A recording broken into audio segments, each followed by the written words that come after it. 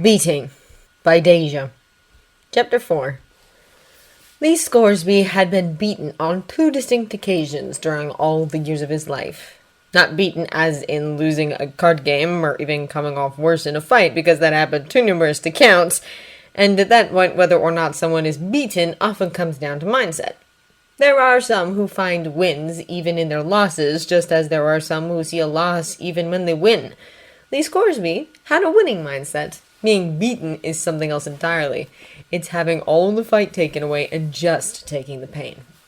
The first time that happened to Lee Scoresby, he was 13. Hester had only just settled as an Arctic hare. They did not even know she was an Arctic hare yet, just that she was big for a jackrabbit. At the age where boys are learning to be men. It's a rough time for most boys, and Lee was no different. He was a lot like Lyra in some ways, good at making friends, but not averse to a good fight. Had Lyra and Lee somehow managed to meet as children, they would have recognized a kindred soul. And though Texas was a far cry from Oxford, it had its own childhood wars. It also had its own alliances, the biggest in Lee's neck of the woods being loneliness, because it was a far cry from the city where companions of one's age could be met in every quarter. It was not that the country lacked children so much as that the country was a pretty big place, and there were times when a boy could wander for hours and find no one for so much as a simple two-person card game, let alone getting up enough for a ball game or King of the Mountain. Even having 5 or 6 siblings was no guarantee of finding a ready companion, not if 2 were working the field and one was sent on an errand and the other had made herself scarce to avoid the errand, and the last was out fishing. Peter Delacroix could not be said to be Lee's friend. Their social circles were too different for such a claim. Peter was a boy of the town, if that word could be applied to a row of buildings that took up less space than a cow took to pasture. There were all the necessary government buildings, several doubling up, then those businesses necessary for the running of farms, and precious little else. If one encircled the space to include the school and the church and the old fort, which were not on that strip but off on their own, the town was a more decent size, but then mostly made up of empty space, and mostly those places were still considered country.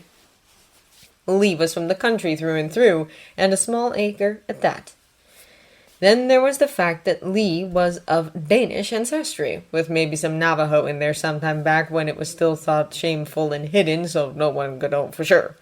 Peter had Danish in him too, but his name made it all too obvious his French roots. Whenever the boys got up a game of Alamo, Peter was unanimously voted to be on the French side, no matter which side Peter wanted to play, and being told he had to be French was enough to make anyone want to be the other side. Lee always played the Dane, with no argument from anyone, and was known to shout, "Outspare the Frenchman! Run!" when he saw Peter coming. On the other hand, Lee was also known to say, "He can be an honorary Dane if he wants to." This, from a proud town boy's perspective, was not accepted as an overture of friendship so much as a condensation, and only made him less friendly toward Lee. Generally, their boyhood squabbles ended in black eyes and bloody grins, and "you should have seen the other guy." But now Lee was 13 and Peter was 14, and demons had settled and lines had shifted. "What were you doing with her, Lacey?" Peter demanded one day, backed by 2 of his friends and his younger brother, Lacey being his sister, who Lee had spent most of his life scornful of for exactly the same reasons he scorned Peter. What Lee had done with Lacey was to see her crying behind the schoolhouse one day. The schoolhouse was already neutral territory in their skiffs, and Lee generally never liked seeing a person cry. Lee was inclined to give the girl privacy, but Hester had already crept up to talk to Ulysses, not quite settled yet, but mostly these days taking the form of a bird. It was the first time Lee had ever noticed that Lacey was pretty, and that made him want to sit close to her and wipe away her tears and make her smile. It would be some long years before he would come to terms with liking women, but not wanting anything more from them than maybe a chaste kiss, or to run his fingers against soft skin, soft hair, basking in their loveliness. Anyway, nothing more than hand-holding and maybe a chaste kiss was expected from those his age. "What do you want, Lee Scoresby?" Lacey had demanded, wiping her own eyes and sounding utterly miserable. "Did someone hurt you?" demanded Lee, because I'd hurt them back if they did. Damn straight, affirmed Hester, which made Lacey giggle, and Ulysses flitted down to take the form of a cat and rub against the demon. No one did nothing, Lacey said, and then, don't you ever look ahead and just wish everything different? Lee had absolutely no idea what Lacey was talking about. If he looked ahead at all, it was to imagine being a man and staggering around with a 6-shooter ready to fight off bandits and likely working his own bit of land. That seemed a glorious thing to Lee, and nothing to cry over, unless it was that he was not yet grown. I suppose I can't get a boy and his jackrabbit to understand, Lacey said, voice full of the kind of scorn that would normally have Lee and Hester bristling and ready for a comeback. Only Lacey still looked so sweet and so tragic that Lee couldn't. Ulysses flitted as a bird again, fluttering up as high as he dared before dropping back to Lacey's shoulder. We want to go to the city, a real city with, everything. Lights that stay on all night and theatre, and people crowded in the thick and everything to do, and no one talks about you staying in the same old town and marrying one of the same stupid boys you've known all your life and having children and doing nothing and seeing nothing. Well, said Lee, who had never thought such thoughts in his entire life, but who immediately saw the appeal of travel. Well, why not go then? You could hide out with the migrants when they move on till you reach a town with a train station, and then ride it till you reach the city, and there you will be. The very idea of such an adventure stirred his blood, and he did not know in the least why Lacey gave him such a pitying look. Is that your big plan, Lee Scoresby? And how am I meant to eat? And what work am I good for when I get there? And anyway, how do I fight off bandits and who knows what on the way? Can't you shoot a pistol? Lee asked in turn, swaggering a bit, as only a 13-year-old boy can, who just learned to shoot himself and pitied those who had yet to obtain that skill. My pa says it ain't for little girls, Lacey answered. The end result was a series of very secret lessons that meant Lee and Lacey were noticed to sneak off together. Lacey would rather die than give Lacey away to her brothers and his friends. On the other hand, there was 4 of them, and 3 were older and bigger. Lee expected to come off the worst, but he meant to fight. The other boys didn't let him fight, though. Their grievance, they felt, called for vengeance, not settlement. Almost before Lee understood the danger, the bigger of them had Lee's arms behind his back, and his bull terrier had a hold of Hester, and Lee was held in place defenseless for the other 3 to exact their vengeance. There is no knowing how far it would have gone. Lee had never faced such pure vitriol before, and he felt something he never knew he could feel facing the other boys. Fear for his very life. Fists lit into Lee from 3 directions at once, and he wasn't allowed to fend them off or fight back or even run away, and he couldn't even use his voice because one of them had sacked him in the stomach, and it's simply not possible to talk when that is happening. It got broken up before the boys took it further than it could ever be taken back, because Lacey Delacroix launched a stone at Janie Lloyd, and having gained attention, shouted vitriol and scorn enough to stop all 4 boys in their shouts. Ulysses stood at her side, a growling, snarling wolf. And if you don't leave off, I'll go and get Pa's pistol, and I'll shoot you down, kin or no kin. You just leave Lee Scoresby alone. You never even held a pistol before, Peter answered, full of vitriol and scorn himself. That's what you think, she said. Lee learned me all there is to know, and I'm a better shot than you any day. Just you tell him, Lee. Had Lee Scoresby been older and more mature, he'd have admired her like nothing else in that moment. Being 13, feeling half killed and humiliated like never in his life before, Lee Scoresby felt less than grateful to be saved by a girl whose demon hadn't even settled yet. I don't need no help fighting no French boys, Lee had answered instead of, sure she can shoot. Like for years later he wished he had. And having escaped their hold in the distraction, he grabbed up Hester and ran away, half limping and half blind, with the blood running down his face. For a month later, he heard talk at the time Lee Scoresby was beat up. Not he got in a fight. It was always got beat up. And was saved by a girl. It did not help matters that thanks to her intervention, it got back to Lee's dad that Lee had been borrowing his pistol to show off for a girl. It would take years for Lee Scoresby to understand the situation in terms other than complete humiliation. Being beaten was never just painful because of something so trivial and fleeting as pain. That is not to say that pain in and of itself is not phenomenal. Lee Scoresby was not a 13-year-old boy anymore. They cut away his shirt and took him from the storage shack and dragged him to the metal pole and attached new shackles to his wrists that held his arms up above his head, and he was not nearly naive enough to not guess the direction this was going. They had taken the gag, but not the blindfold. He couldn't see what implement they intended to use, but he knew there was one.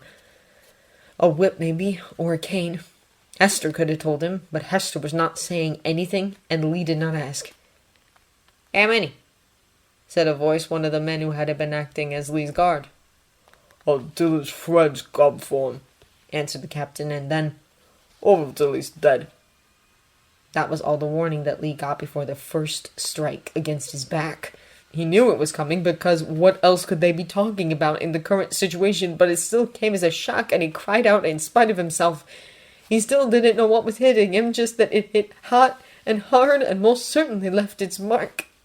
It hurt. The first had been across his shoulders, the second lower down. This time he did manage to contain his reaction. He might not have Iork's keen eyesight into whatever trap was cooked up, but he understood well enough his own role in it, and he did not wish to give them anything that would aid their cause. Lee's lip was bleeding on the third hit because he bit it to contain his scream. The strikes were spaced out. Likely they wanted him to feel the full brunt of each one instead of letting them all blend together, or they wanted to prolong it as much as possible. Had they come on hard and fast, it wouldn't take much for "until he's dead" to be the outcome. This way they could work him over for an age before he inevitably succumbed to the beating. The next three came across the previous strikes, and blood ran down from his chin, down his back, but he still did not cry out. He did not want to burden Iorek and Lyra with his pain. He did not want to imagine them out there knowing Lee Scoresby to be beaten. By the 10th, Hester was clawing at the bottom of her cage. Normally she would be screaming at this point. Curses, maybe even some begging, because demons did not have a human sense of pride, not when it came to hurting their human. She didn't shout now, though, just clawed uselessly against metal. In the part of Lee's mind not preoccupied by pain and humiliation and fear for himself, for his friends, and anger, the man wondered if Hester meant to ever speak again after that last hour when every minuscule sound ended in Lee being hurt. Mostly, Lee wondered how long he could withstand without making a noise himself, how long he could simply keep standing. A particularly brutal lash across already split skin raised a low moan, but he stubbornly did not allow it to grow, hoped it wouldn't be heard. And then there was a pause in the beating, a hammering at the gate, and a voice shouting. When Lyra Silvertongue marched determinedly into the stronghold, shouting, "Just you stop! You got me, and the bears run off, and Mr. Scoresby!" The last was said half in a horrified gasp, half in a sob. No doubt that was the moment she truly saw the state he was in. Never in all his long years had Lee more admired a person than he admired his young would-be savior, and never in all his long years had Lee felt such horror. "I'm fine," Lee called blandly in her direction. "Looks worse than it is." As if to contradict that or make a point, whoever was hitting him struck again. It was unexpected, and Lee was not the least bit braced for it, and it rang out a second pain shout from his throat, though that was nothing to the horrified shout Lyra gave. You stop, I said!" "Hold off a moment," the captain's voice ordered, and then, almost gently, in the sort of condescending tone many men got with little girls. "All right, sweetheart, tell us then. What has become of the armored bear?" "He saw you meant to trap him," Lyra answered, and Lee could hear the tears in her voice, and he clenched his hands, holding the chains to his own shackles. His back throbbed, his body ached and burned and shivered, but he would take that 100 times and more than to know Lyra in the hands of the ones doing the hurting. What was Iorek thinking? Of course, Lyra was not done with her story. "Iorek said He said it was no good, and no bear was going to go down for a human, and he said he'd take me away to my father, and I wouldn't go. He said you wanted me, and I said, better throw in with bandits than a stupid, honourless bear like him. So he said I could do what I like, and he left me, and there's nowhere to go, and I could hear you heading Mr. Scoresby, and you could just stop. There was a long moment of silence. Lee was sure in that silence that it was all going to fall apart. Anyone who knew their camp so well as to know the best time to grab Lee, anyone who was so prepared to fight a bear, must know something of their enemy. If they knew anything about bears, let alone this bear, there was no way they'd accept that the bear just turned tail and ran and left the humans to their fate. I always said those bears were just faithless beasts playing dress-up, said the captain. Then he wandered right up next to Lee so he could say, I guess your lover ain't so in love with you after all, if he cares so little. I thought he might at least care for the girl. Lee said nothing, because he did not trust his ability to lie in the moment, and the moment called for lies. The captain moved away. Come along, sweetheart. We'll get you safe and sound to your father. What about Mr. Scoresby? Asked Lyra. Just let him down and I'll look after him. Sorry, sweetheart, said the captain. Bears may be faithless, but they also are cunning. We won't do anything long-lasting, like, it's mostly for show, see? It looks rough, like he said, it looks worse than it is. And when we could be sure the bear was good and gone, then we could let him down and have a rest. Yeah, said the wolf softly at the captain's side. 6 feet down. If Lyra got the illusion, she did not react. She did not go quietly either. Please, just don't hurt him no more, she pleaded, and Lee himself could not say if that was part of the act she was playing or a true plea. Probably a bit of both. Lee wished she would let herself be led away, would cover her ears, would not see or know what was happening. She wouldn't be Lyra if she did that, though. Sorry, sweetheart, said the captain then. Go on. The last was not said to Lyra, as was rather obvious when the next strike hit against Lee's back. No! Shouted Lyra, but further away. Lee could not see what they were doing to the child. All he knew was that he could not protect her, he could not save her, he could not even protect himself. He could hear her shouting, even as she was taken away into one of the buildings, and Lee did the one thing he could to protect her, and that was to stay silent for as long as he could manage it. He couldn't manage it. Not in the end. 10 hits turned to 20, turned to 30. One hit struck against his side where his bruised ribs were already cracked, and it felt sharp as a knife in that moment, and he cried out before he could clamp the noise down. And after that he never entirely got the silence back. He lost count after that as well. At some point he had lost his footing and just hung, too exhausted to get it back no matter how the shackles bit into his wrists. What was one more pain? And it still didn't stop. At some point he passed out. He did not know if the beating ended then, because he was not aware to know. Unconsciousness was not a release. One had only to look at his pained expression to know the torture had followed him into the darkness, and he could still hear Lyra screaming his name long after she had gone silent. If there was one good glimmer of hope in all of this, it was that the beating was allowed to continue uninterrupted. Iorek had not fallen into their trap after all. Iorek was still free.